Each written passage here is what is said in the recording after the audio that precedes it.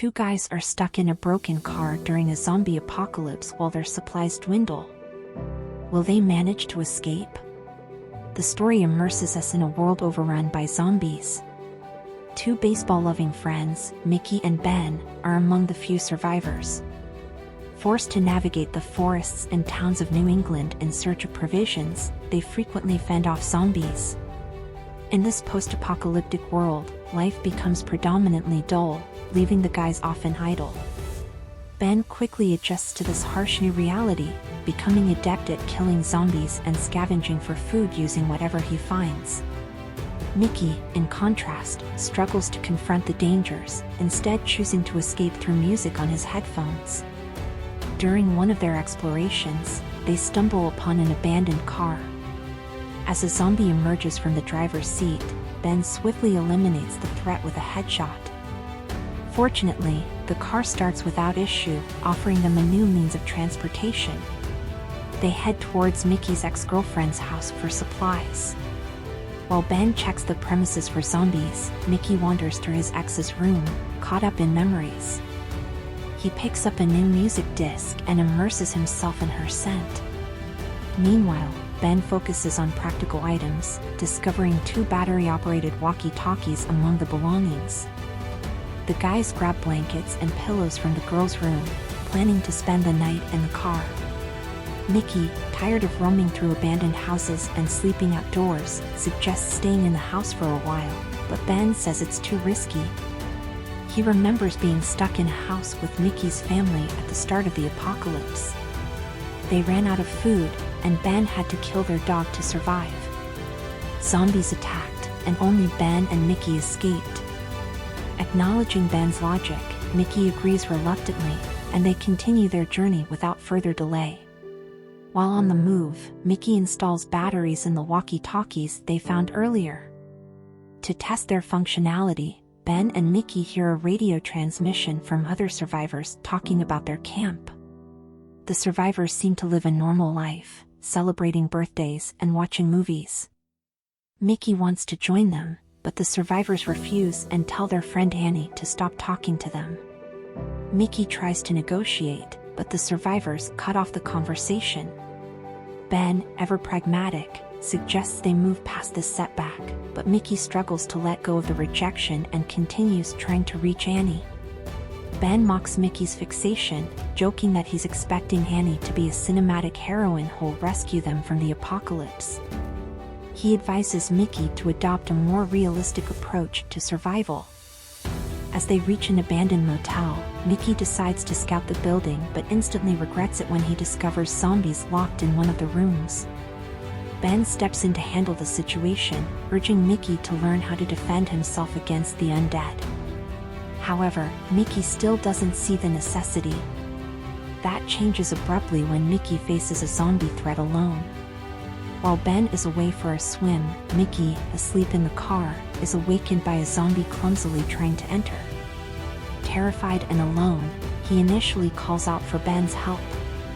Mickey sees that the zombie doesn't know how to get into the car and keeps trying. He also realizes that the zombie used to be a pretty girl. Feeling lonely after many months, Mickey decides to satisfy his needs by looking at the girl. But the climax is interrupted by Ben, who returns to the car and shoots the zombie in the head. This incident only deepens the growing tension between the friends.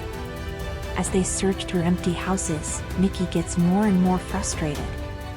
He wants to stay in one for the night, and Ben reluctantly agrees. Ben takes Mickey's music player, saying it's dangerous because it could run out of batteries and stop Mickey from hearing zombies. Ben wants them to work together to stay safe, but Mickey reacts poorly, overwhelmed by the stress of their survival situation. Alone in a room, Mickey attempts once more to contact Annie.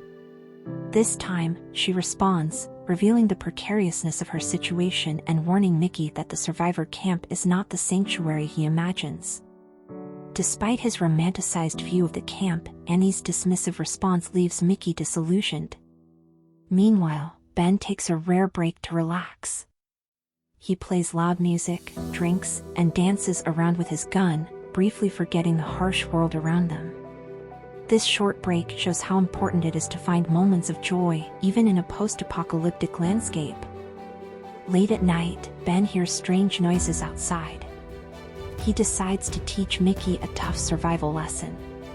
He puts a bat next to the sleeping Mickey, lets a zombie into the room, and locks the door. Mickey wakes up scared and begs for help. There are loud sounds of screaming and the bat hitting something. When Ben opens the door, he sees Mickey tired and covered in zombie blood.